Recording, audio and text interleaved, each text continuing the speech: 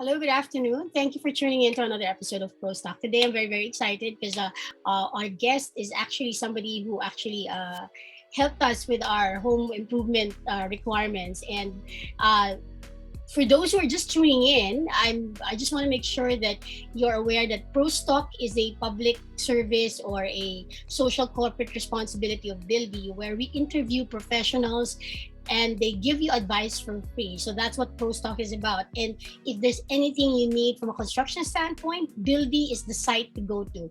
So we are on YouTube, we are on Facebook, Instagram, Twitter. So we're all on your social media. The one place to for anyone who needs anything about building, that's the one site you need to go to. So with that, I'm so excited. Hi, AJ. Hi, good afternoon, Miss Nat. Hello, hello. So, Miss AJ Tiamzon is with A-Tiam Glass and Aluminum, and I am very, very happy because actually they helped us with replacing some of our needing improvement huge glass panels, and they did a fabulous job. So I'm really happy to have her on the show. Thank you. So AJ, to just get started though, do you want to just give the audience a quick introduction of your company, ATM? Okay, A-Tiam Glass and Aluminum. So basically, we are a local manufacturer and fabricator of all glass and aluminum related products. Like for example, windows, doors, glass canopy, and railings, and so on and so forth. We are actually located here in Marikina City. This is our main office, and we also have a fabrication area in Antipolo City. So all the magic happens in Antipolo. Yeah, and we have four specific mission in our company. This is really important for us. Number one is the relationship with client. This is very vital for us because the client is our syempre main ano namin. Of course. Yeah. Tapos yung second is the quality for customer satisfaction, and thank you kasi kanina na mention niyo na you were satisfied with our product. And then third is the credibility, the timeline. This is very important also, especially for the main contractors na malalaki. We have to deliver on time and set the dates on time as well. And then fourth one is the after sales. So we offer a 1 year warranty for all of our customers para if ever na mayroong medyo konting faulty sa manufacturing or sa workmanship, we can go there to fix anything. So our goal in our company is customer satisfaction. That's it. That's it. Fantastic, AJ. I think it's well said because at the end of the day, there are so many product services that are almost the same, diba, in the market. Yes, correct. Prices can be different, a little bit there, a little less here. But at the end of the day, to your point, right, what matters is really the quality and that customer engagement, no? Because if the Yes. client is satisfied, there's nothing better than to endorse it than word of mouth. Yes, for word of mouth, the referral, that's the most important for us. Kasi we feel that if we were referred to another client, we felt that they are satisfied with what service we offered to them. Yes, correct, Yeah. correct, correct. So AJ, again, to me, I'm a fan of your product, your service. Thank you so much. Thank you so Thank you. much for Thank you. guesting on ProsTalk today. So just a couple of things because I know one of the things that people are very surprised about, or maybe not so surprised anymore. When the pandemic happened, a lot of people, there's a lot of industry, the travel, the hospitality industry, Yes. were like completely, badly impacted by the pandemic. But what was very interesting is the, construction.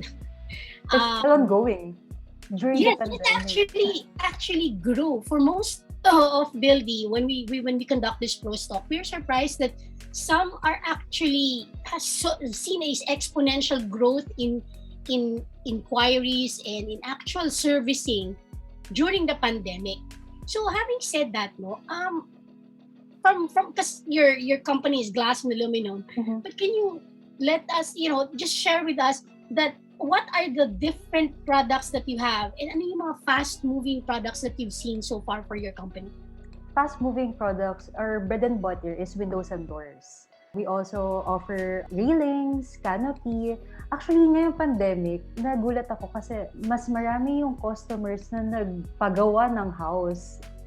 I'm Ah, not sure. Yeah, I'm also a fan of Buildy. I saw, kasi Sir Stuart invited me during the pandemic. I actually started during the pandemic kasi mm, that time when I started the company, I was able to close a deal, a housing project deal that time. mhm. And I cannot imagine na meron pang mga projects during, I mean, do you get what I mean? Yes, Mm-mm. yes. And then they trusted us uh to supply glass and aluminum for that specific housing project. That housing project in Mekawayan, Bulacan consists of 5,000 units. If you can imagine that, that started just Ah, last year during yung height talaga ng pandemic. And then after that, parang doon ko na-realize na kaya namin. And we were able to, parang yung pressure, yung pagod, even the pandemic, kasi may restrictions sa deliveries and all. Tapos, right, and there's limit also in the site, kailangan may specific people lang na mag-work. right. So, yeah, I think No, that's it's fun. It's really amazing that as one industry or a couple of industries suffer, there is this industry, no, construction, healthcare, yun yung mga industry na parang lalong naging in demand. So in demand. sa experience nyo, you said one of your fast moving is windows and doors. Yes. What type of glass do you use for the windows? Actually, it depends on the client. It Okay. depends. Kasi for example, there's a client. Usually, they already have a window schedule already that came from the main contractor na or architect. It's ready made. And if ever na meron man kami mga nakita na parang hindi siya fit for the site, we'll recommend right away. And then, we basically have like 4 types of aluminum.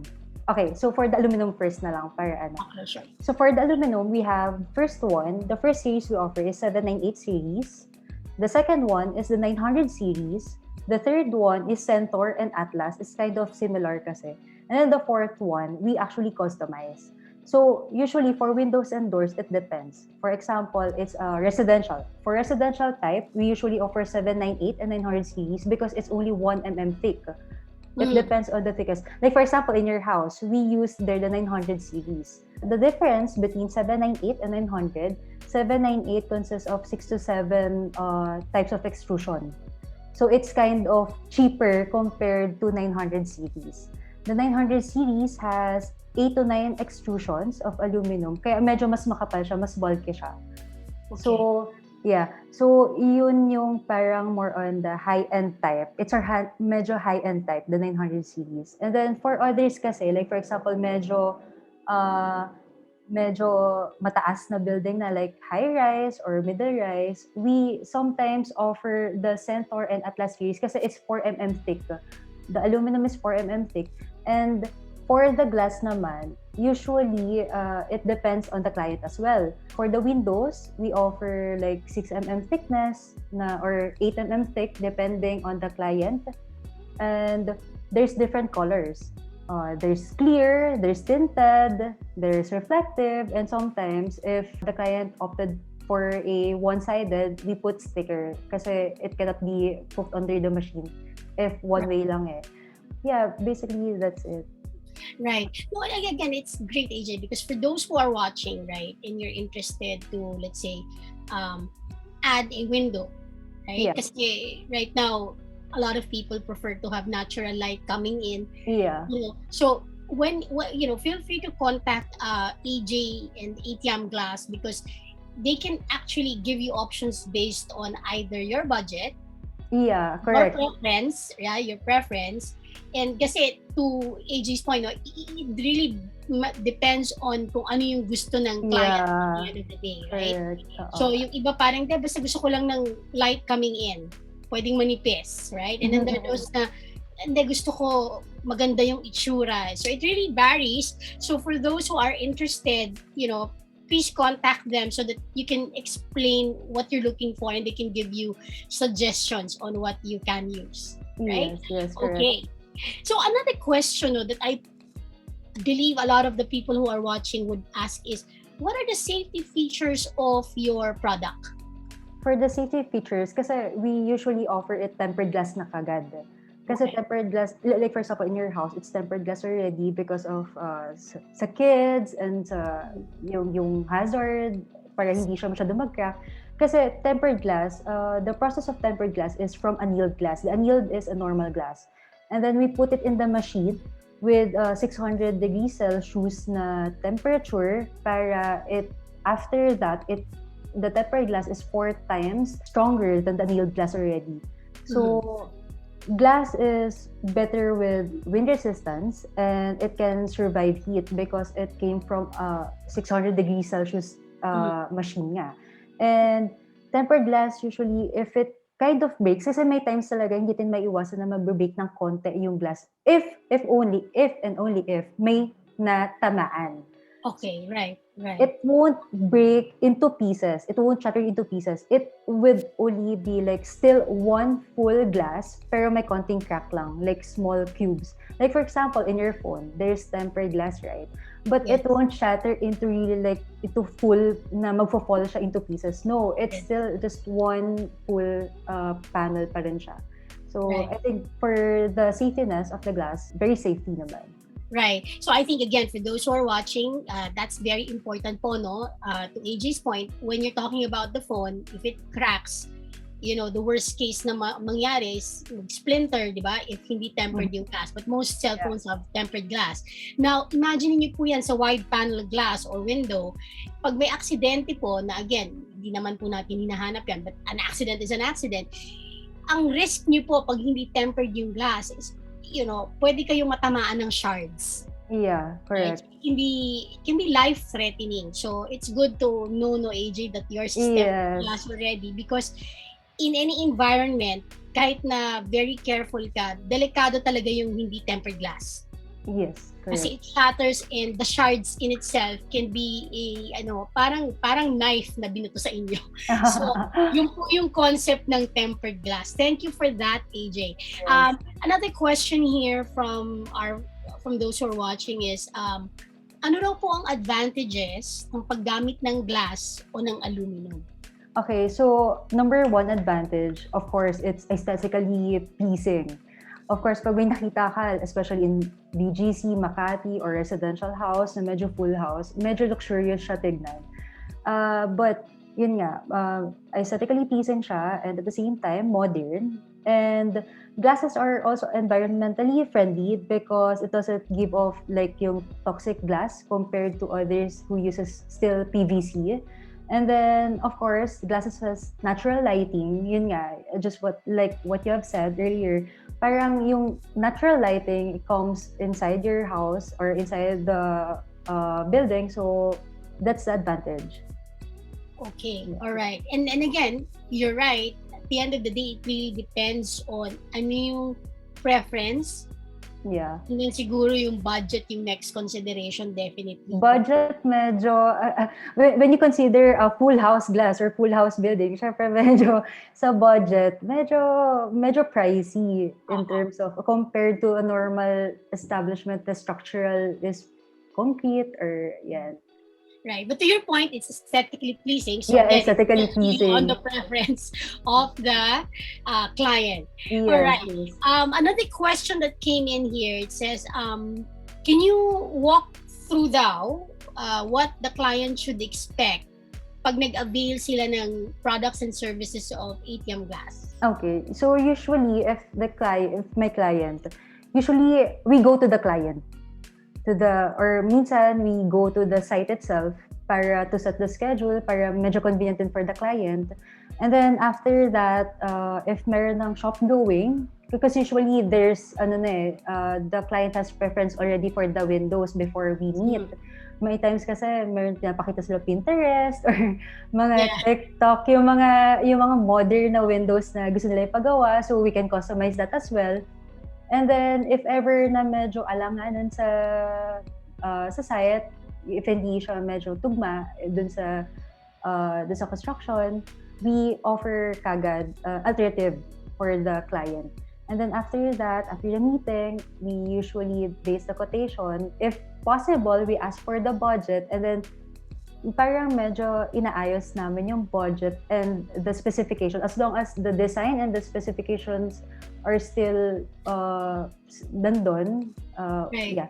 Yeah, so we adjust our budget within that limit. Right. So for those who are watching, AJ, I think it's great the way you described it. So for those who are watching, that's critical po, no? Because when you're looking for somebody that will provide a service, kasi hindi lang po ito produkto, may service din eh. So the way AJ just described it, that it's fantastic kasi they will work with you, right? Yes. Based on your specification and your budget. Yes. Trying to, at ang outcome that they're looking to do is to achieve yung gusto nyo pong ma-achieve within the parameters ng inyong nakita or gustong mangyari. Yes, Kasi correct. some people, minsan, there's a big disconnect between yung gusto nila tas yung budget nila. Right? Mm-hmm. So, normally, pagka ganon, ang nangyayari, some providers would simply say, ay, masyado pong mababa yung budget nyo. Hindi kami para dyan. So, yes. At least people know that when they go to you, they can actually discuss. So, to achieve that look, ano yung specifications, and then you can discuss. So that's so for those who are watching who are interested, yun po yung proseso. You will have to have that conversation to understand kung ano yung gusto po ninyo at magkano po yung budget ninyo. And pag-uusapan kung okay, ano yung mas importante para ma-achieve yung gusto niyo pong mangyari. So thank you for that. Follow-up question po dun sa prosesong yun, no? Ano daw po ang proseso ninyo for payments? Ano yung typical? What should they expect? For payments, we usually do 50% down payment. That's the protocol talaga. 50% down payment. That the 50% down payment, tapos namin yun. From the start until the end. Tapos after that, final billing na. And then, but sometimes may clients na nagbabargain, so we can go down up to 40%. 40% down payment is okay, and then we complete everything. And then, kasi it's normal naman that we also have retention. We're okay with retention. 10%, ganyan, for 30 days. But for others, kasi like I have this client, their retention will be paid after a year. So, I try to bargain that 5% na lang. So, yeah, that's it. Fantastic. So I guess for those who are watching, we will be showing you some of the finished products of AJ. Now, before we close po, no, what is a standard warranty for your product? Our warranty lasts up until 1 year. 1 year. It gives clients then the parang assurance na walang masira. Parang in return, we give warranty para magkaroon kami ng credibility for the client na we are sure that we will get back to you if there's something that happens. Correct. Okay, fantastic. So now to wrap this up, AJ, I just want to give you an opportunity. How can they reach you, and where do they go to find out more about A-Tiam Glass? Yeah. Okay, so we have a Facebook page. It is A-Tiam Glass and Aluminum. We also have Instagram account, A-Tiam Glass and Aluminum. And then we also have website, www.a-tiam.com. So, all the details are there. So, yun lang po. Maraming salamat, AJ. And for those who are watching, and if you're interested, you can look them up, and find out how they can help you with whatever projects that you have. Yes. So again, thank you again for your time today, AJ. Thank you, Miss Nat. Thank you, Dodi family. Thank you. Thank you, guys, for tuning in. Bye. Bye.